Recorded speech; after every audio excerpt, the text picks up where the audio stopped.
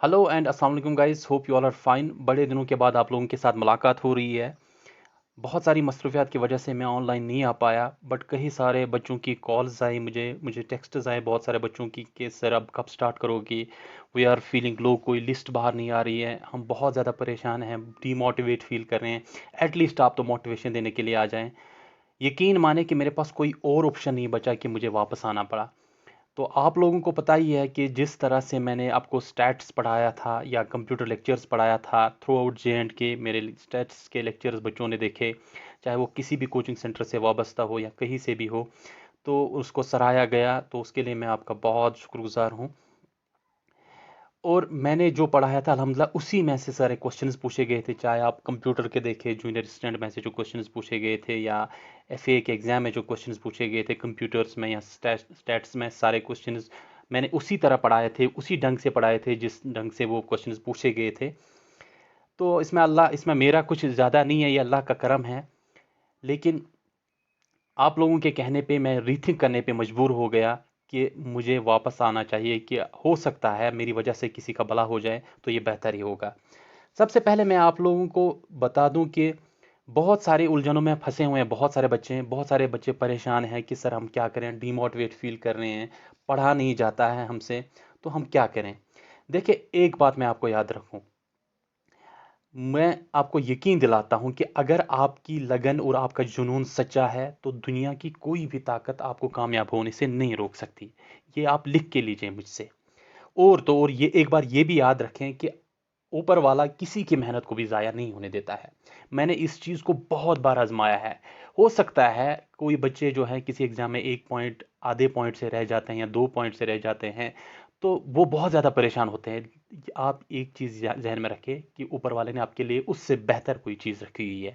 और जो बच्चे नहीं कर पाए हैं किसी एग्ज़ाम में और वो डीमोटिवेट हो रहे हैं, उनसे भी मैं कह दूं कि ऊपर वाला आपको रेडी कर रहा है किसी अच्छी चीज़ के लिए। आप बिल्कुल मायूस ना हो जाएं, बल्कि अपनी मेहनत पे आप भरोसा रखें और ऊपर वाले पे भरोसा रखें। इंशाल्लाह आपका जो है बिल्कुल अच्छा पोस्ट मिल जाएगा, अच्छी पोजीशन पे आ जाएंगे। जो आप चाहते हैं वैसा ही मिलेगा या उससे बेहतर मिलेगा। आप बिल्कुल इस चीज़ से ना घबराएं। और मैं आपको अक्सर कहता हूं कि ऐसी आंधियां तो आती रहेंगी ज़िंदगी में। वो कहते हैं ना कि राहत इंदौरी का एक शेर है कि है, जिंदगी क्या है खुद ही समझ जाओगे, बारिशों में पतंग उड़ा के देख लो।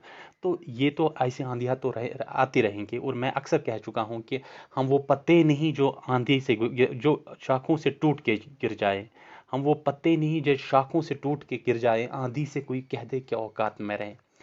तो आप तो वैसे नहीं हैं, आपको अपने आप जुनून और अपने डेडिकेशन को ऐसे ही रखना है, जिस तरह से आप प्रिपरेशन करते आए हैं उस तरह से आगे जाएं। इंशाल्लाह आपके हक में जो होगा, आपके नसीब में जो होगा, वो आप तक मिलता रहे, मिल के रहेगा, आपको ज़रूर मिल के रहेगा, और आपकी मेहनत बिल्कुल ज़ाया नहीं हो जाएगी।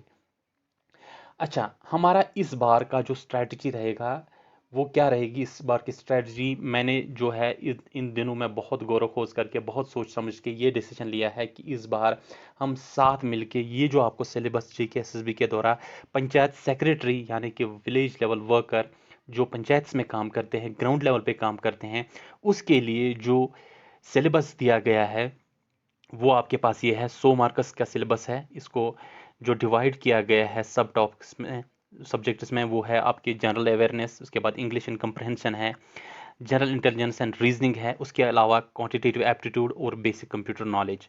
बहुत सारे पोर्शंस मैंने इसमें पढ़ाया है, लेकिन जिस तरह से कंपटीशन आगे बढ़ रहा है, जिस तरह से बच्चे compete कर रहे हैं, उस तरह से हमने इसमें और ज़्यादा अपडेशंस करने की ज़रूरत है।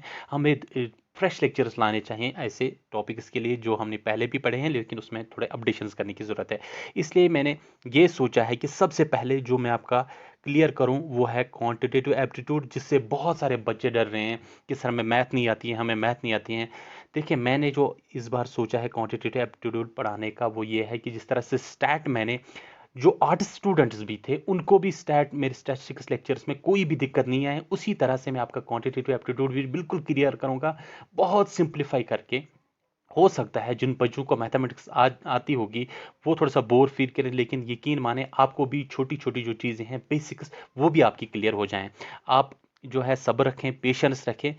जो बच्चे आर्ट स्टूडेंट्स हैं उनके लिए भी हम बिल्कुल ज़ीरो, ग्राउंड ज़ीरो से ही हम स्टार्ट करेंगे, लेवल ज़ीरो से स्टार्ट करेंगे, ताकि उनका भी हर एक कॉन्सेप्ट क्लियर हो जाए। ये मेरा फोकस रहेगा, सबसे बड़ा, सबसे ज़्यादा फोकस जो है वो क्वांटिटेटिव एप्टीट्यूड रहेगा, ताकि जो हमारे आर्ट्स के स्टूडेंट्स हैं वो भी compete कर सकें, बाकी जो हमारे मेडिकल या पीसीएम या पीसीबी के स्टूडेंट्स रहते हैं तो उनके साथ compete करें। उसके अलावा बेसिक नॉलेज ऑफ कंप्यूटर्स भी साथ साथ हम लेके जाएंगे। कंप्यूटर्स मैं पहले भी पढ़ा चुका हूँ, लेकिन इस बार जो कंप्यूटर्स में पढ़ाऊंगा उसमें मैं अपडेशंस लेके आ जाऊंगा। साथ साथ हम एमसीक्यूज भी ट्राई करेंगे, और जो एसएसबी के द्वारा क्वेश्चंस पूछे गए हैं डिफरेंट एग्जाम्स में रिसेंटली, चाहे वो स्टैंड कंपाइलर हो या उसके अलावा जो हमारा और एग्जाम हुआ था जूनियर असिस्टेंट का या एफएए का, उसमें भी जो क्वेश्चंस पूछे गए वो भी हम साथ साथ डिस्कस करेंगे टॉपिक वाइज कि किस टॉपिक में से कौन से क्वेश्चन एसएसबी के द्वारा पूछे गए हैं, ताकि हम वो रिदम समझें, हम वो ट्रेंड समझें किस तरह से एसएसबी क्वेश्चंस पूछते हैं। ठीक है, और मेरा ये फोकस रहता है कंप्यूटर। अक्सर बच्चे बिल्कुल लाइट लेते हैं कोई भी बुक, मुझे अक्सर बच्चे कॉल करते हैं कि सर हमें बताएं कौन सी बुक पढ़नी है कंप्यूटर के लिए। मैं आपको यकीन दिलाता हूं कि जो मैं आपको कंप्यूटर पढ़ाता हूं वो आपको 8 या 10 बुक से भी नहीं मिलेगा। मैं ये जो है इस चीज़ पे फ़ख्र नहीं करता हूँ, बल्कि ये समझता हूँ कि कंप्यूटर आपको समझने की ज़रूरत है।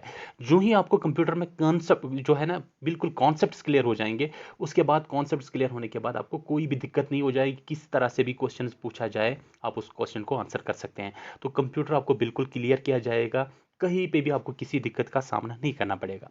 ठीक है, चलें हम जो है इस सिलेबस में से पहले क्वांटिटेटिव एप्टीट्यूड और कंप्यूटर अवेयरनेस का ही देखेंगे कि इसमें क्या क्या सिलेबस है। ठीक है, उसके बाद हम बाकी पोर्शंस को वन बाय वन हम जो है डिस्कस करेंगे। मैंने जो आपको कहा इस बार हम साथ मिलके इस सिलेबस की जो है ना वाट लगाएंगे, इस सिलेबस को अच्छे से देखेंगे क्या है इसमें। इस बार मैं आपके साथ ही प्रिपेयर करूंगा। ठीक है, चलिए सबसे पहले हमारे पास क्वांटिटेटिव एप्टीट्यूड जो है, ये आपका पोर्शन क्वांटिटेटिव एप्टीट्यूड में दिया गया है। ये आपका 8th 9th या 10th तक का जो सिलेबस है उसी में से है, उससे आगे कुछ नहीं होगा, ये मैं आपको गारंटी देता हूँ। आप अपना सिलेबस देख लीजिए 8th 9th 10th का, वहाँ से ये सारी चीज़ें आपको मिलेंगी। और इसको हम किस तरह से पढ़ेंगे, इसको हम पढ़ेंगे इस तरह से ताकि आपको बेसिक्स पहले क्लियर हो जाए, उसके बाद ही हम जो है आगे बढ़ेंगे। उसमें जो बाकी जो है जहाँ से क्वेश्चन पूछ सकता है, अगर थोड़ा डिफिकल्ट क्वेश्चन, डिफिकल्ट लेवल से भी क्वेश्चन एसएसबी पूछता है तो वो भी चीज़ें हम क्लियर करेंगे। ठीक है, इसमें दो चीज़ें हैं, एक है यहाँ पे नंबर्स के रिलेटेड, ठीक है, इसमें वर्क एंड टाइम जो है एवरेज वगैरह है, ये एवरेज मैंने आपको ऑलरेडी भी पढ़ाया था स्टैट्स में, आपको अगर याद होगा। ठीक है, लेकिन हम पहले ये वाला पोर्शन इसलिए क्लियर करेंगे क्योंकि ये जो है बिल्कुल आसान सा पोर्शन है, इसको हम पहले डिस्कस करेंगे ताकि आपका जो है मैथ का जो है डर, मैथमेटिक्स का डर जो है वो आपके दिमाग से निकल जाए। उसके बाद हम ये चीज़ें जो है ना बिल्कुल आसान सी चीज़ें हैं, ये भी हम एक एक करके सारे डिस्कस करेंगे। ठीक है, ये इस पे हम लेक्चर्स लेके आ जाएंगे, इस पे हम एग्जाम्पल्स करेंगे। मैं आपको गारंटी देता हूँ अगर आपको मैथमेटिक्स का एम भी नहीं आता है, मेरे लेक्चर्स लगाने के बाद आपको बिल्कुल मैथमेटिक्स का जिस तरह स्टैट का डर आपको खत्म हुआ, मैथमेटिक्स का डर आपको बिल्कुल खत्म हो जाएगा, और कहीं पे भी आपको क्वांटिटेटिव एप्टीट्यूड में कोई परेशानी नहीं होगी इंशाल्लाह। ठीक है, ये मुझे यकीन है। चले इसके बाद हमारा जो है ये तो इसी में आता है हमारा पोर्शन, जैसा यहाँ हेमिस्फेयर है, रेक्टेंगुलर पाइपेड है, ठीक है, पाइपड है, या फिर ट्रिग्नोमेट्रिक रेशोज। बिल्कुल आसान तरीके से मैं आपको बताऊंगा किस तरह से जो है ना ट्रिक्स के साथ हम लेके आ जाएंगे आपके लिए कि किस तरह से आप ये सारी चीज़ें याद रखेंगे। ठीक है, उसके बाद आता है हमारा कंप्यूटर नॉलेज। इसको मैं ऑलरेडी पढ़ा भी चुका हूँ, लेकिन बहुत सारे बच्चे पूछते हैं कि सर इसमें हम ये काफ़ी है जो आपने पढ़ाया। नहीं, वो काफ़ी नहीं है, बल्कि मैं इसमें अपडेटेड लेक्चर्स लेके आ जाऊँगा, बिल्कुल फ्रेश लेक्चर्स लेके आ जाऊँगा, ताकि हर एक बेसिक चीज़, अब जो है एसएसबी ने ये ट्रेंड भी ली है कि वो बिल्कुल बेसिक चीज़ें पूछता है जो हम अक्सर इग्नोर करते हैं कि ये नहीं पूछा जाएगा, जनाब ये कहाँ पढ़ना है, ये तो नहीं पूछा जाएगा, ये बिल्कुल आसान सा है। हम हर एक बेसिक चीज़ को भी टच करेंगे, हर एक चीज़ को क्लियर करेंगे, ताकि कंप्यूटर में कहीं से भी क्वेश्चंस पूछे जाएंगे वो हम क्लियर करेंगे। इनपुट एंड आउटपुट डिवाइसेस मैंने आपको ट्रेंड्स के साथ पिछली बार एमसीक्यूज में पढ़ाया था, लेकिन इस बार मैं इस पे बाकायदा तौर पे लेक्चर्स लेके आ जाऊंगा जहां पे आपको ये सारी चीज़ें क्लियर हो जाएंगे। साथ ही साथ इस पे हमारा फोकस रहेगा, ये जो आपके पास M S Excel, M S Word, M S Access and M S PowerPoint है, ठीक है, तो ये जो हमारे पास माइक्रोसॉफ्ट ऑफिस है इसको हम अच्छी तरह से पढ़ेंगे, एग्जाम्पल्स के साथ पढ़ेंगे, और प्रैक्टिकल जो इसमें फॉर्मूलेज वगैरह लगते हैं वो सारे फॉर्मूलेज के साथ हम पढ़ेंगे। ठीक है, ये सारी चीज़ें हमने पहले अगर पढ़ चुकी हैं, लेकिन इसमें अपडेशंस करेंगे, इसमें एमसीक्यूज लेके आ जाएंगे, और इसमें हम एक्स्ट्रा लेक्चर्स भी लेके आ जाएंगे, ताकि कोई भी चीज़ में आपको दिक्कत ना हो जाए। बुक्स के बारे में अगर आप मुझे अभी भी पूछेंगे तो मैं आपको फिर से ये बताऊंगा कि अगर आप एक बुक लें, चाहे आप कहीं से भी कंप्यूटर की जो आपको एमसीक्यू की बुक मिलती है, या पीके सिन्हा या बहुत सारी और बुक्स हैं कंप्यूटर फंडामेंटल्स की, तो वहाँ से आपको ये सारी चीज़ें क्लियर नहीं होगी, ये मैं आपको गारंटी के साथ कहता हूँ। मैं जब आपके लिए लेक्चर प्रिपेयर करता हूँ, जब जैसे आपने स्टैट में देखा है, जैसे आपने कंप्यूटर्स में देखा है, तो मैं मल्टीपल बुक्स को कंसल्ट करता हूँ, और तो और मुझे कंप्यूटर्स में बेस जो है पिछले 12-13 साल से मेरा मेरा कंप्यूटर्स में एक्सपीरियंस है, इसलिए मुझे पता है किस तरह से क्वेश्चंस पूछे जा सकते हैं। और मैं कोशिश करूंगा आपके कॉन्सेप्ट्स क्लियर हो, आपका जो है आपको मैकेनिज्म समझ आ जाए कि कंप्यूटर्स कैसे काम करते हैं, ताकि आपको जो है छोटी छोटी चीज़ों में परेशान होने की ज़रूरत ना पड़े। ठीक है, चलिए, तो सारे लेक्चर्स जो हैं आपको हमारे इसी चैनल अंजुम सर्स क्लासेस पे ही मिलेंगे। ठीक है, तो इसी चैनल पे आपको सारे जो है लेक्चर्स मिलेंगे, चाहे वो कंप्यूटर्स के हो या फिर आगे जो जो हम पोर्शन साथ साथ क्लियर करेंगे उसके लेक्चर्स आपको यहीं पे मिलेंगे। इसी वीडियो के डिस्क्रिप्शन में मैं आपको हमारे टेलीग्राम चैनल की भी लिंक शेयर करूँगा, जहाँ से आपको नोट्स और एमसीक्यूज़ वगैरह के जो पीडीएफ्स वगैरह हैं वो आपको मिलते रहेंगे।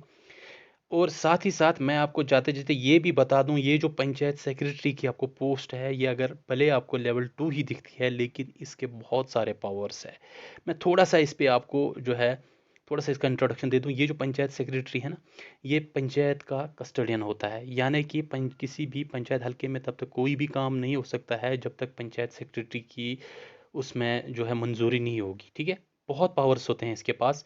ये पंचायत सेक्रेटरी की पोस्ट अभी जो है ये 3 लोग संभाल रहे हैं, यानी कि 3 तरह के पोस्ट्स हैं इसमें, यानी कि ग्राम सेवक ग्राम सेविका, उसके अलावा हमारे पास है विलेज लेवल वर्कर्स जो हमारे पास वीएलडब्ल्यूज होते हैं, या फिर एमपीडब्ल्यूज भी जो है मल्टीपर्पज़ वर्कर्स, जो पहले जो है गवर्नमेंट सर्विस में आ चुके हैं। ये तीनों को हम पंचायत सेक्रेटरी इस टाइम में कहते हैं। ठीक है, चाहे वो ग्राम सेविका हो या वीएलडब्ल्यू हो या फिर एमपीडब्ल्यू हो, ये सभी पंचायत सेक्रेटरी का काम कर रहे हैं अभी पंचायत में।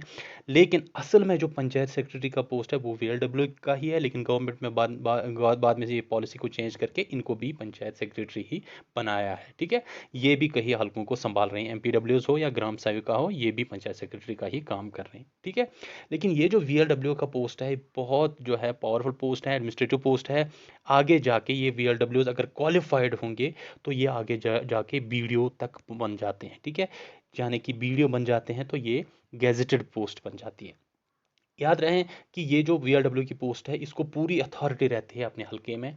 ये अपने जिस हलके में इनकी ड्यूटी होती है, ये उस हलके के मालिक होते हैं, कस्टोडियंस होते हैं पंचायत के। ठीक है, अपने जो अपना हलका होता है, ये बहुत पावरफुल पोस्ट है, इसको आप हलके में ना लीजिए। इसमें प्रमोशन जब आगे हो जाती है तो आप जो है पंचायत इंस्पेक्टर बन जाते हैं। ठीक है, पंचायत इंस्पेक्टर के बाद आप VLW sorry block development officer भी बन सकते हैं। ठीक है, ये पंचायत सेक्रेटरी की पोस्ट बहुत अच्छी पोस्ट है। इसमें प्रमोशन का क्राइटेरिया अच्छा है, एडमिनिस्ट्रेटिव पोस्ट है, एडमिनिस्ट्रेटिव पावर्स हैं इनके पास, तो ये बहुत ज़बरदस्त पोस्ट है। इसलिए आप इसको अच्छी तरह से इस एग्ज़ाम के लिए प्रिपेयर कीजिए। और भी बहुत सारी चीज़ें हैं इसके रिलेटेड, चाहे वो स्टे हो या बाकी जो भी मसले मसाइल हो, वो चीज़ों को हम एक एक करके डिस्कस करेंगे। और यकीन मानिए आपको कोई भी दिक्कत नहीं हो जाएगी इस एग्ज़ाम को क्वालिफाई करने में। बहुत ही आसान सा सिलेबस है और इसमें पोस्टर्स भी काफ़ी है। ठीक है, इसलिए इस अपॉर्चुनिटी का आप फ़ायदा उठाइए। अभी तक आप मेहनत करते आए हैं, आगे और थोड़ी सी मेहनत। आपके हौसलों को तो मैं सबसे पहले सलाम करता हूँ, आपके जो हौसले हैं, चाहे अभी तक जो लिस्ट कोई नहीं आई है या फिर जो है अभी एग्ज़ाम्स नहीं हो रहे हैं, लेकिन आप यकीन मानिए अभी तक आपने इतनी मेहनत की है, आपने ऑलरेडी जो है मैक्सिमम सिलेबस इसमें कवर कर चुके हैं। आप अब आप जो है एक किस्म के रिवीजन पे हैं, आप रिविजन्स कर रहे हैं। मगर अभी अगर आपने छोड़ दिया तो आप बहुत पछताओगे। बहुत सारे ऐसे भी बच्चे हैं जो अभी हिम्मत हारेंगे तो वो आगे नहीं कर पाएंगे कुछ। आखिरी टाइम पे जब एग्ज़ाम करीब आ जाता है तो बच्चे हिम्मत हार जाते हैं, तो वो जो बहुत काबिल बच्चे होते हैं वो भी रह जाते हैं एग्ज़ाम क्वालिफाई करने में। तो ट्रिक यही है, सबसे बड़ी ट्रेंड यही है कि आप जो है अभी हिम्मत ना हारें, अपने हौसलों को जो है बिल्कुल बुलंद रखें। ठीक है, इंशाल्लाह आपका ज़रूर इस बार क्वालिफाई हो जाएगा और इस बार आप कामयाब होंगे। ठीक है, चलिए यहीं पे आपसे इजाज़त लेते हैं, अपना ख्याल रखें। बहुत ज़्यादा ख्याल रखें, क्योंकि आप जो है, आपकी ज़िंदगी जो है सबसे इम्पॉर्टेंट है। अपने आप को जो है परेशानियों में ज़्यादा ना डालें, उलझनों में ना डालें। लाइफ को एंजॉय करें, बस अपनी तरफ से मेहनत करें, अपनी तरफ से 110% दें। अपना ख्याल रखें, अपने पेरेंट्स का ख्याल रखें, अपने आस पड़ोस का ख्याल रखें। चलिए लेते हैं आपसे इजाज़त। अल्लाह हाफिज़।